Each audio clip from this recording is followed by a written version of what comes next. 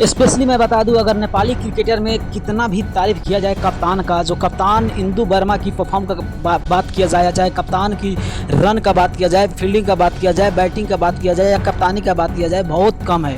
यानी कि इंदु वर्मा के पास उतना हुनर है, जो इंदु वर्मा गजब की बैटिंग कर रही है, जो बॉलिंग कर रही है। साथ साथ मैं आपको बता दूं, इंदु वर्मा की कप्तानी में पहली बार, यानी कि नेपाल वुमेन्स टीम पहली बार वर्ल्ड कप क्वालिफाई हुआ है, जो आईसीसी वर्ल्ड कप पहली बार क्वालिफाई किया है। यानी कि मैं आज ग्लोबल क्वालिफाई था, उसमें नेपाल की वुमेन्स टीम ने इतिहास रचते हुए, यानी कि यूए को हराते हुए नेपाल पहली बार ग्लोबल क्वालिफाई किया है।